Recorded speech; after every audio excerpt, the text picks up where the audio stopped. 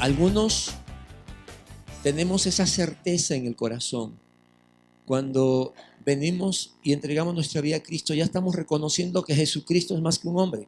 Estamos reconociendo que Jesucristo es Dios, porque no ponemos nuestra esperanza en la muerte de un hombre cualquiera, con una moral más allá o alta. No, estamos poniendo nuestra confianza en un Dios que murió en la cruz, un Dios hecho hombre. Entonces ya estamos haciendo una afirmación trinitaria. Y déjame decirte que los creyentes, si tú como creyente, tú dices, pastor, cuando me hablan de la Trinidad, yo lo creo. ¿Cuántos dicen amén?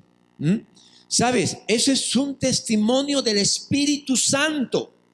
Si tú dices, pastor, cuando usted habla de la Trinidad, yo tengo una fe, yo tengo una certeza que Dios es Padre, Hijo, Espíritu Santo y que es uno solo. Déjame decirte, bienaventurado eres, porque eso no lo has logrado en tus medios. Eso te lo ha revelado el Padre que está en los cielos. ¿Cuántos dicen amén? O sea, que cuando creemos, Rolando le ha puesto baterías nuevas. Cuando creemos en Jesús como Señor y Salvador, aceptamos la doctrina de la Trinidad. ¿Por qué? Porque el Espíritu Santo nos ayuda a creer. Mira cómo ya la Trinidad está actuando en nosotros. El tema de hoy es la obra de la Trinidad en la obra de la salvación. Quiero que abras tu Biblia en Juan capítulo 5. Vamos a leer de versículo 19 al 30. Juan capítulo 5 del 19 al 30. Mientras vas buscando el pasaje, te cuento el contexto. Jesucristo, el Hijo de Dios, está haciendo la voluntad del Padre, ha sanado a un paralítico, 38 años enfermo, y el milagro ha sido un impacto. ¿Te imaginas tú? Mira, no había redes, no había periódico, no había televisión, pero la noticia corrió. Ese hombre de 38 años que estaba allí en el estanque de Bethesda, ahora camina. ¿Y quién lo hizo? Jesucristo. Entonces los judíos lo buscan, los líderes, los fariseos, las autoridades lo buscan porque lo ha hecho en sábado. Y eso es para su ley, para su concepto, su religiosidad. Eso no está bien, eso es desobediencia. Entonces Jesucristo le dice, mi Padre aún hoy está trabajando y yo también trabajo, versículo 17. Entonces los judíos dicen, ¿sabes qué? Dice que querían matarlo. Y aquí viene el contexto de lo que va a decir Jesús. Entonces Jesús afirmó, ciertamente les aseguro que el Hijo no puede hacer nada por su propia cuenta, sino que solamente lo que ve que su Padre hace.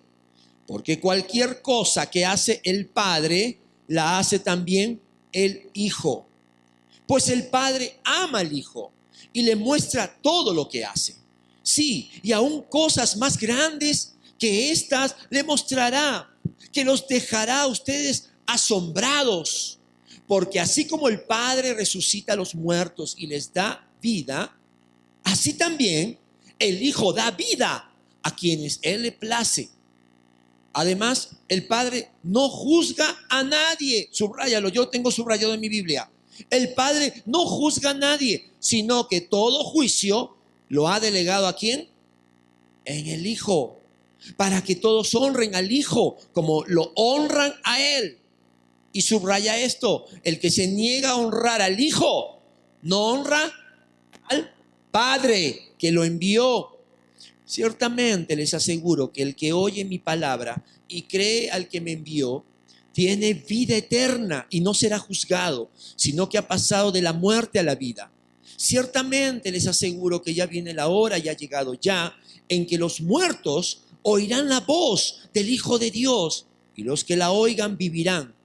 Porque así como el Padre tiene vida en sí mismo, así también ha concedido al Hijo el tener vida en sí mismo y le ha dado autoridad para juzgar otra vez, puesto que es el Hijo del Hombre. No se asombren de esto, porque viene la hora en que todos los que están en los sepulcros oirán su voz y saldrán de allí. Los que han hecho el bien resucitarán para tener vida, Pero los que han practicado el mal resucitarán para ser juzgados. Yo no puedo hacer nada por mi propia cuenta. Juzgo solo según lo que oigo, y mi juicio es justo, pues no busco hacer mi propia voluntad, sino cumplir la voluntad del que me envió. Oremos. Señor bendito, Dios Jesucristo, Dios verdadero, en tu nombre, Señor. Tú dijiste, vamos a hacer cosas asombrosas, llevar tu palabra, Señor, ser instrumentos tuyos, Señor, como tu siervo César Mariel. Señor, poder compartir el evangelio a nuestra familia, poder, Señor, también mostrar, Señor, a través del Espíritu, tu gloria, los cambios que haces en nuestra vida. Señor, esto es tu palabra, Señor. Esto es lo que tú quieres, Señor, hoy, que sembremos, guardemos en su corazón. Y oro, Señor, porque tu palabra es verdad, porque, Señor, tu palabra da vida. Oro, Señor, porque así como tú has bendecido, Señor, mi vida de una manera especial en este tiempo, Señor, de preparación, hoy, Señor, bendice a todos aquí, a cada uno según su necesidad. Tú nos conoces, tú sabes, Señor, lo que estamos, Padre, anhelando. Tú refuerza, Señor, endereza nuestras rodillas, fortalécenos. Danos visión clara, Señor, quién eres y lo que quieres que hagamos. En el precioso nombre de Jesús. Amén. Hermano, hoy vamos a hablar de cómo la Trinidad es una comunidad que trabaja de manera ordenada, trabaja en una sola visión. A pesar que son 3 personas, las 3 están siempre de acuerdo. Este pasaje en realidad es uno de los pasajes que sustenta la doctrina de la Trinidad. Porque no cualquier hombre, no cualquiera de nosotros, por más excelencia de vida que quiera llevar, puede decir que es uno con el Padre. Eso es imposible. Solamente lo puede decir el mismo Dios, Jesucristo, que dice que Él puede hacer lo que el Padre le dice y que Él tiene vida en sí mismo como el Padre lo tiene y que Él no hace las cosas ni juzga, sino todo es por el Padre. Y de este pasaje extenso podemos sacar 2 conclusiones. Número 1, no necesitamos ver al Padre, sino que a través del Hijo conocemos perfectamente al Padre. Fuera del Hijo no tenemos conocimiento del Padre. Felipe le dijo a Jesucristo, muéstranos al Padre. ¿Y qué le respondió Jesús? Tanto tiempo que estoy con vosotros y todavía no me conocéis. El que me ha visto a mí, ha visto al Padre. ¿Sabes? Jesucristo en este pasaje está diciendo que Él, como Hijo, hace lo que ve hacer a su Padre. Lo que ve, esa palabra ver significa que hay comunión, que hay una convivencia. Jesús dice, yo veo lo que hace mi Padre y yo lo imito. Y hay gente que dice, yo soy cristiano, yo creo en Jesús. Mira, pero si Jesús no es verdadero Dios de tu vida, Señor de tu vida, de tus decisiones, entonces tú piensas que Jesús es solamente un simple hombre, un simple líder religioso. ¿Cuántos creen que Jesús es Dios? Entonces Él tiene que reinar en tu vida, ¿amén? Tú sabes que hay muchos cristianos ateos. ¿Ateos por qué? Porque dicen, yo sí creo en Jesús, pastor, creo que es el Hijo de Dios. Sí, yo creo que Él habita en las moradas celestiales con Dios. Sí, pero sin embargo, cuando Jesús pone en tu corazón la palabra y te dice lo que tienes que hacer, si no lo obedeces, estás menospreciando al mismo Dios, creador del universo. Entonces eres un ateo.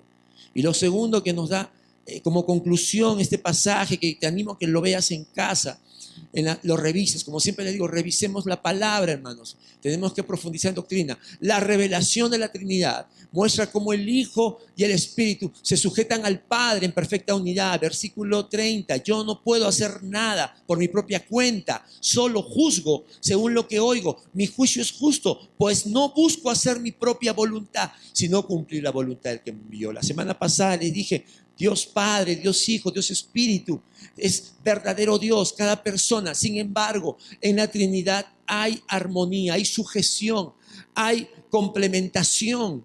Siendo igualmente Dios, cada persona es uno solo. El Padre muestra su voluntad, el Hijo la obedece y el Espíritu Santo forma parte de todo el plan. Entonces, este es para nosotros también, hermanos, un ejemplo de lo que debe ser la iglesia, un ejemplo de lo que debe ser una familia. ¿Cuántos dicen amén? Iguales ante Dios, pero teniendo roles y todos apoyando la misma visión. Tú sabes, hay últimamente de los síntomas mayores que hay en este tiempo son los trastornos de personalidad. ¿Qué significa eso? Hay gente que tiene mucha depresión. Quizás tú conoces a alguien cercano. Hay gente que tiene trastornos de personalidad.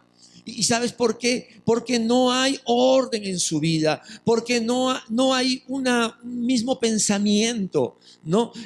Una cosa es lo que piensan, otra cosa es lo que hacen finalmente. Esa bipolaridad está creando bastante daño. Tenemos jóvenes, tenemos adultos, pero en la Trinidad hay una sola voluntad, es la voluntad del Padre, que el Hijo y el Espíritu dicen amén. Cuando los tres ven algo, una necesidad, todos trabajan, todos colaboran. Entonces esta mañana, con la ayuda de tu hojita, quiero que sigas el tema que es la obra de la Trinidad. La vamos a dividir en dos partes, en cuanto al plan y en cuanto a la gracia, que es la salvación. El plan de la salvación. El plan de la salvación. ¿Has visto ese dibujito que está ahí? Medio raro. Este es un dibujo que nos va a ayudar para entender cómo obra la Trinidad, porque la Trinidad no es una comunidad pasiva, sino es dinámica. Esta es una imagen que representa una parte de la doctrina de la Trinidad. Se llama pericóresis. Pericóresis es una palabra que viene del griego, que significa recircular. Peri, alrededor, y córesis, de baile, de coreografía. Pericóresis significa que la Trinidad es una comunidad, Padre, Hijo, Espíritu Santo, que están dando giros entrelazados mutuamente como si fueran uno solo. Lo tienes en tu hoja. Entonces, en los primeros siglo II, siglo III, que comentamos la semana pasada, que se empieza a formular de una manera para defender ante las herejías lo que es la doctrina de la Trinidad. Dijimos también que desde los inicios los creyentes entendieron y aceptaron la doctrina de la Trinidad. No es algo nuevo, sino que se fue formulando por las herejías y los falsos maestros. Pericóresis viene de eso, segundo, tercer siglo, cuando los apologistas tuvieron que formular y decían, la Trinidad es una comunidad, por eso los dibujos que vemos ahí, ¿no? Están entrelazados, ¿no? Y cuando ellos trabajan en armonía, ¿no? Y cuando tú ves al Padre actuando, inmediatamente, ¿no? Puedes ver al Hijo, porque están dando vueltas. Y si ves al Hijo actuando la voluntad del Padre, inmediatamente ves al Espíritu Santo también que está actuando. Es decir, que no es que el Padre piensa una cosa y hace una cosa, el Hijo hace su vida aparte, ¿no? Y el Espíritu Santo, bueno, está por ahí de vacaciones. No. La unidad de la Trinidad está en su obrar. Y por eso vamos a ver ahora lo que es en cuanto al plan de salvación. El plan de salvación. Ahora, ¿por qué hablamos de la salvación? Primero, porque Dios nos creó para ser libres y santos. Escúchame, cuando tú ves, y lo hemos leído, creo en la iglesia, es uno de los pasajes, Génesis 3. Dios crea a Adán y Eva a su imagen y semejanza. Y hemos visto que eso representa atributos intelecto, sentimiento, voluntad, etcétera, etcétera. Pero una cualidad preciosa que el Señor nos dio, que Él nos da, es su imagen, es la libertad. ¿Libertad para qué? Libertad para obedecerlo o desobedecerle. Tenemos esa libertad, los animales no la tienen. Los seres inanimados, las estrellas, el sol, no. Ellos siguen la voluntad del Padre. Nosotros tenemos libertad. Adán y Eva pecaron porque usaron mal su libertad. Pero también nos creó para ser santos. ¿Qué es ser santo, pastor? Es cumplir sus mandamientos. Cuando Adán y Eva estaban en el Edén y estaban en obediencia a Dios, eran santos. Vivían en la voluntad del Padre. Pero esto se rompió a raíz de la desobediencia de nuestros padres. Entonces ya no podemos hablar de libertad, sino estamos hablando de esclavitud. Todos venimos a este mundo en esclavitud de pecados. Y ya no tenemos santidad, más bien estamos manchados, estamos dañados por el pecado. Esa imagen y semejanza está dañada por el pecado. Ahora, déjame decirte algo. En el hebreo, la palabra salvación también significa liberación, redención. Pero tiene un concepto muy interesante que nos ayuda a nosotros para entender lo que es la doctrina de la salvación. La palabra hebrea significa ayudar o salvar a alguien que no puede hacer nada por sí mismo. Y eso es importante porque todavía en algunas religiones, ¿no? Seguramente César ha visto, ¿no? Religiones fuera del catolicismo y todo lo demás, se busca que tú tienes que hacer algo para salvarte.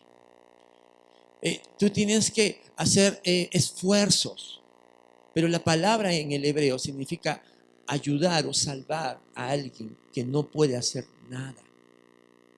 Y por ahí entendemos entonces lo que significa el plan de salvación de Dios. No podemos hacer nada para ser salvos. ¿Cuánto dicen a mí? No podemos hacer nada. Somos inútiles. Estamos muertos en nuestros pecados. ¿Qué puede hacer un muerto por sí mismo?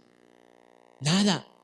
Un muerto no puede ayudarse a sí mismo. Y Efesios 2 dice que estamos muertos en nuestros pecados, en nuestros delitos. Y esto es importante, ¿sabes por qué? Porque cuando hablamos del plan de salvación, algunos decimos, sí, pastor, sí, ya lo sé, por favor, eso ya lo sé. Pero tú tienes que entender que no podemos hacer nada solo porque Dios, Padre, Hijo y Espíritu Santo tomaron la iniciativa de diseñar un plan. Es que hoy podemos hablar de salvación. Amén. Entonces vamos a ver. Número 1. El Padre envió al Hijo al mundo. Génesis 3:16 y Gálatas 4, del 4 al 5. Ahí lo tenemos en pantalla. Tú lo tienes en tu hojita, la cita. Porque de tal manera amó Dios al mundo que ha dado a su Hijo unigénito, para que todo aquel que en Él cree no se pierda, mas tenga vida eterna.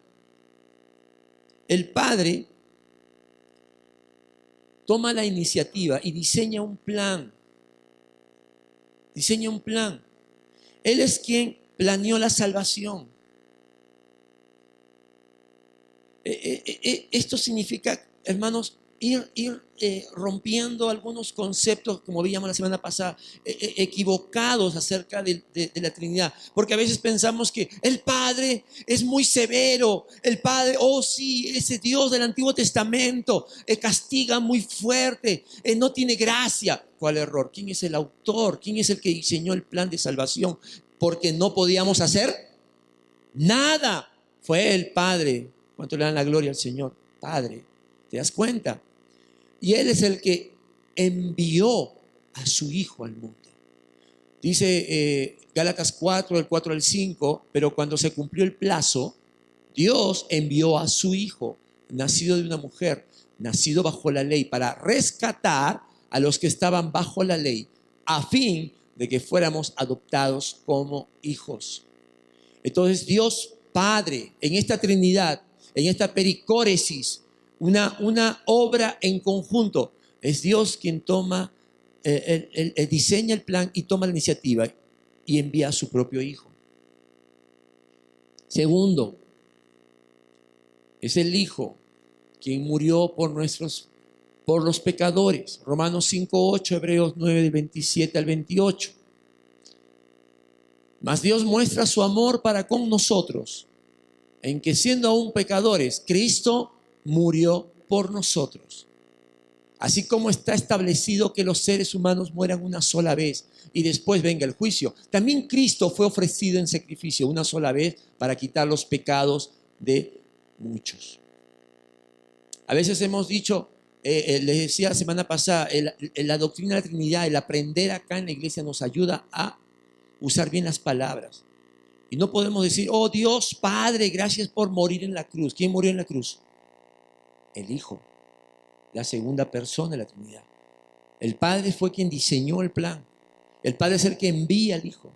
Ahora, el Hijo muere en la cruz. El Hijo muere en la cruz. Y tenemos que entender por qué el Hijo muere en la cruz. ¿Por qué no murió el Padre? ¿Por qué no murió el Espíritu Santo? El cristiano tiene que preguntar, tiene que hacerle preguntas a la palabra para encontrar más respuestas de vida. Número uno, el plan de Dios era que tiene que morir alguien que sea de la misma condición nuestra. Los judíos ofrecían animales, sacrificios. Algunos dicen, no podíamos darnos salvado llevando algún animal para que muera en lugar nuestro, porque la ley dice, el que peca muera irremisiblemente. Entonces tiene que pagarse con vida, con sangre. Y no puede ser con animales, no. Lee el libro de Hebreos, dice que esa sangre no limpia los corazones, no purifica las mentes. Tenía que ser hombre, tenía que ser sangre humana.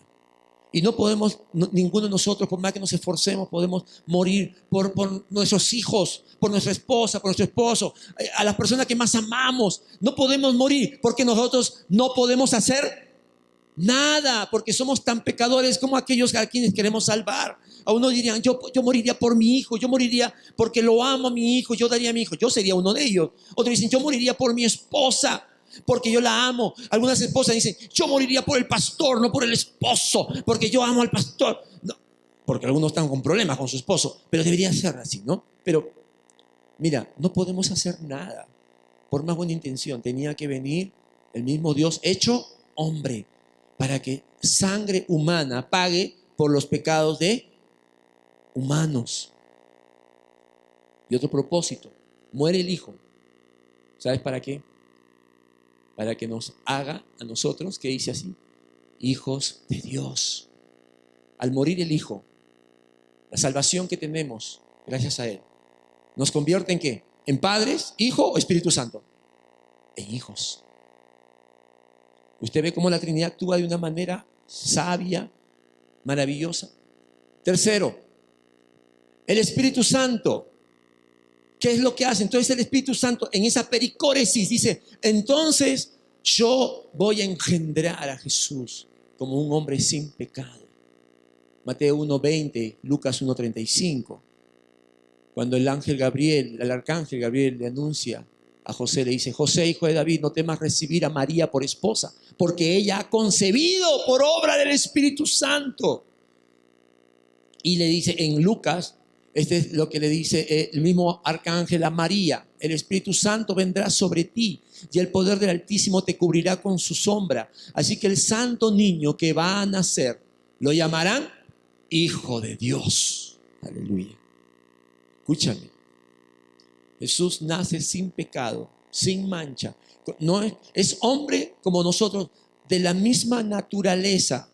Comparte la naturaleza humana y divina, pero no nace en pecado como nosotros, porque Él no nace de Adán.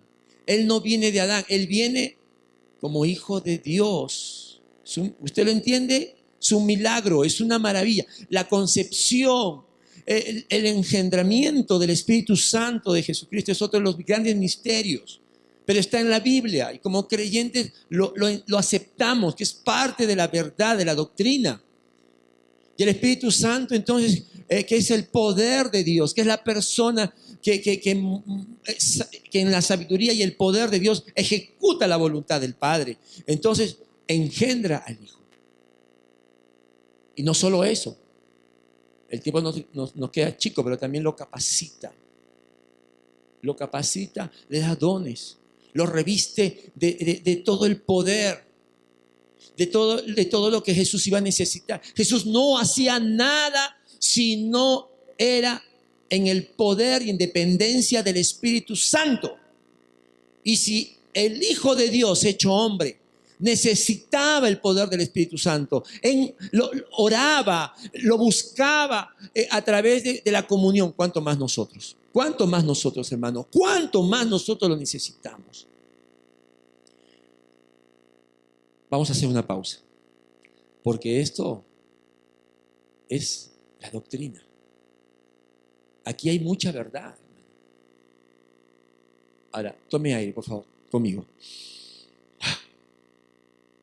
Wow. Esto es como que te metes, ¿alguna vez has entrado a lo más profundo del mar? ¿No? Y empiezas a ver cosas que nunca has visto. Hablar de la doctrina es como que te zambulles en la grandeza de la persona de Dios, hermano. Yo te hago una pregunta. Ante la iniciativa de Dios para salvarte, ¿qué has decidido? Yo te dije, el Señor nos ha dado libertad para elegir obedecer o desobedecer. Esta es una decisión que tomamos hoy en vida. Acuérdate, yo te dije, subraya en tu Biblia, el Señor Jesús dice que el Padre no juzga, Él es el que juzga. Hoy Jesús es tu abogado. Hoy Jesús es la ofrenda por tus pecados. Hoy Jesús es el Salvador. Te invita, te dice, decide. Yo morí por ti, por tus pecados. Pero si tú le rechazas, Él será tu juez. Porque el Padre no juzga, sino juzga Él, el Hijo. Ahora, esto es el plan. Mira cómo la Trinidad, ¿no? Como nos dice la pericóresis, cuando tú ves al Padre, el Hijo está actuando, el Espíritu está actuando. Cuando ves al Espíritu, el Espíritu está haciendo la voluntad del Padre, y etcétera, etcétera. Pero ahora vamos a ver el otro lado, la otra cara de la moneda de la salvación. Este es el plan de la salvación. Ahora vamos a ver la gracia de la salvación. La obra de la Trinidad en cuanto a la gracia de la salvación. ¿Por qué? Porque el Padre, el Hijo y el Espíritu Santo también hacen efectiva esta salvación. Número 1, el Padre escogió a los que serán salvos por su gracia. Efesios 1, del 4 al 5 y Romanos 8, 30. Pon atención porque esto es palabra que tiene que entrar y pasar las coyunturas, los tuétanos y discernir los pensamientos y las intenciones del corazón. Dice, Dios nos escogió en Él. ¿Quién es Él? El Hijo. Dios nos escogió en Él antes de la creación del mundo para que seamos santos y sin mancha delante de Él. Yo te dije, los dos propósitos, o las dos características también que el Señor nos dio: ser libres y ser santos. Y en Cristo somos santos nuevamente. Dice la palabra, para que seamos santos y sin mancha delante de Él. En amor nos predestinó para ser adoptados como hijos suyos por medio de Jesucristo, según el buen propósito de su voluntad. Es decir, esa última línea es por gracia. El Padre diseñó el plan y el Padre escogió a los que creeríamos en Él. Esto es lo que se conoce como la predestinación. Y a veces la predestinación, cuando algunos cristianos que no estudian su Biblia o que no llevan cursos en la ruta, ¿no? Pero quieren saberlo todo, y escúchame, eso es imposible. Eso es, como le decía yo, eso es algo ilógico. Si tú quieres tener más fe, pues tú tienes que aprender la palabra de Dios, tienes que estudiarla, tienes que obedecerla, aceptarla. Pero si tú no lees la Biblia, no llevas curso, no tienes un discipulador, no vas a poder crecer. Yo te voy a explicar eso en el último punto. ¿Sabes por qué? ¿Quién conoce a Dios? ¿Quién es el que conoce a Dios? El Hijo dice, yo veo lo que hace el Padre y yo digo y todo lo que oigo del Padre. ¿Quién es el que conoce a Dios, el Padre, el Espíritu Santo? El apóstol Pablo dice, ¿quién conocerá la mente de Dios? Solamente su Espíritu. Entonces, para yo conocer más a Dios, para yo tener cada vez más fe en Dios, necesito ser como el Hijo, obedecer como el Hijo. Y necesito también, como el Espíritu Santo, la palabra de Dios. Porque el Espíritu escudriña todo de Dios. Y el Espíritu Santo, una de las cosas que hace es revelarnos a Cristo en las Escrituras. Entonces, un cristiano que no lee la Biblia porque no tiene tiempo, porque le da flojera, porque tiene que estudiar, porque la novela turca está buenísima y hay uno de los actores que se parece al pastor César, ya lo vi, ya parece que está ahí. Entonces, no conocerás al Dios de la salvación. Tienes que leer la palabra, tienes que enamorarte de la palabra. Y dice también Romanos 8:30, a los que predestinó también los llamó, a los que llamó también los justificó, y a los que justificó también los glorificó. Algunos cristianos dicen, o sea que Dios escoge. Yo pensé que Dios era alguien que daba oportunidad a todos. Por supuesto, Dios nos dio libertad. Jesucristo murió por la humanidad. Jesucristo dice, de tal manera amó Dios al mundo que ha dado a su Hijo para que todo aquel, por supuesto, ¿sabes por qué lo hizo Dios? Lo hizo por amor. ¿Y sabes por qué te escogió a ti o a mí? Lo hizo por su gracia. ¿Cuánto dicen a mí? Es decir, no hay mérito. Todos entramos al reino de Dios por una puerta llamada gracia. Amén. No es que yo soy arequipeño famoso, mi apellido es de esos famosos. No, a mí Dios me escogió porque soy, como decía el pastor, soy guapo. Y él quería un angelito guapo. ¿No? Dios te escogió por su gracia, según el buen propósito de su voluntad. Y no juzgues a Dios, porque la palabra predestinación tiene que ver con elección, pero también en el griego tiene que ver con conocimiento. Es decir, que la predestinación es un acto, sí, de elección de Dios, pero porque Él conoce a los que van a creer en Él. Así que es un Dios justo y bueno. ¿Amén? Segundo, en cuanto a la gracia de esta salvación, sabemos que es por gracia, escogidos por gracia. Por favor, nadie se crea más que otro. Segundo, el Hijo salva a los que el Padre escogió en su gracia. Ya te he dicho que la Trinidad es una armonía, es una sola voluntad. Entonces el Padre escoge y el Hijo hace efectiva esa salvación. Mira lo que dice Juan 6:44. Hermano, qué preciosa es la palabra de Dios cuando lo leemos con el auxilio del Espíritu Santo. Jesús dice, nadie puede venir a mí si el Padre que me envió no lo trajere. Y yo le resucitaré en el día postrero. Cuando Jesús está haciendo su famosa oración sacerdotal en Juan 17, dice, a los que me diste, ¿con quién está hablando el Hijo? Con el Padre. Y Él está reconociendo, Señor, tú me diste, tú escogiste, tú eres el que predestina. Yo salvo conforme tu elección, conforme tu sabia predestinación. A los que me diste del mundo les he revelado quién eres. Eran tuyos, tú me los diste y ellos han obedecido tu palabra. Ahora saben, y ese saber está subrayado porque en mi griego significa un conocimiento personal, no es un conocimiento intelectual, es un conocimiento personal, es relación. Ahora saben que todo lo que me has dado viene de ti, porque les he entregado las palabras que me diste. Y ellos la aceptaron. Ellos creyeron en el Evangelio. ellos recibieron la verdad y creyeron, porque estaban predestinados. Saben con certeza que salí de ti y han creído que tú me enviaste. El Hijo salva según la gracia de Dios de la predestinación. Y tercero, el Espíritu Santo entonces viene a obrar en cuanto a esta gracia. Acuérdate, estamos hablando ahora de la salvación en esa gracia inmerecida.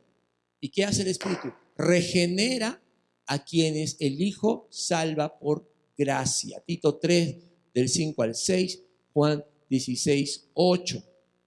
Dice Tito, el apóstol Pablo a Tito, Él nos salvó no por nuestras propias obras de justicia, sino por su misericordia. Nos salvó mediante el lavamiento de la regeneración y de la renovación por el Espíritu Santo, el cual fue derramado abundantemente sobre nosotros por medio de el Hijo. Mira, yo me asombro, yo me maravillo, yo te confieso que haciendo esta preparación, yo digo, Señor, de verdad cada vez tenemos que adorarte, admirarte más, Señor. Qué ejemplo, qué unidad, qué amor, donde hay una complementación no forzada, todo es voluntario. Y el Hijo salva y el Espíritu Santo entonces viene como un sello, viene para hacernos hijos de Dios, como le dijo Jesús a Nicodemo, para nacer de nuevo. Amado hermano, si tú dices, yo he entregado mi vida a Cristo, yo creo en el Padre, pues tiene que haber una vida nueva en ti.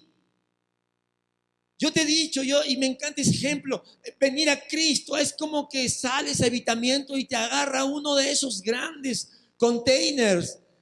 No quedas igual.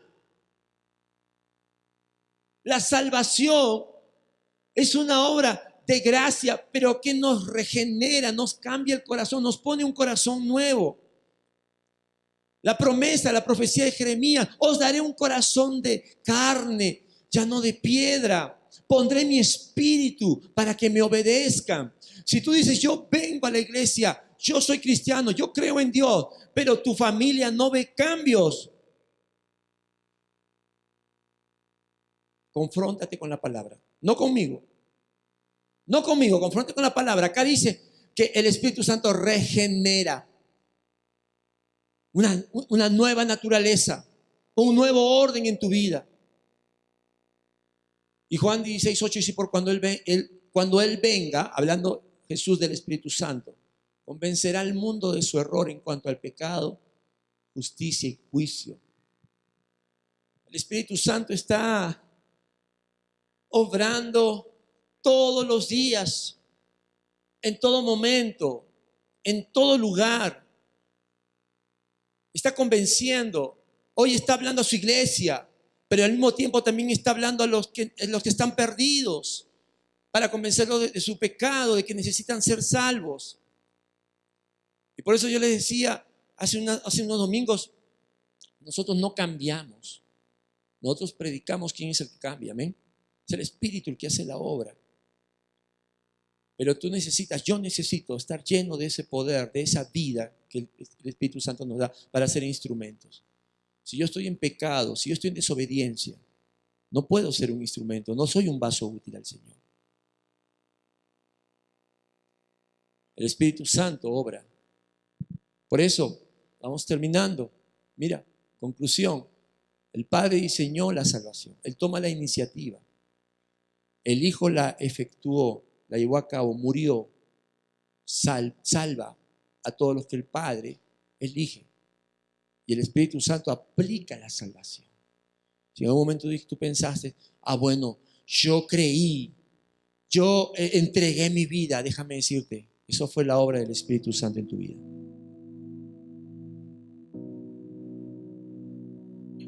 La fe viene de Dios, es un regalo. Sí, esa fe que te hizo entender el plan y la muerte y la resurrección, la expiación de Cristo. Es un regalo. Y déjame decirte para terminar que hoy estamos en una sociedad que es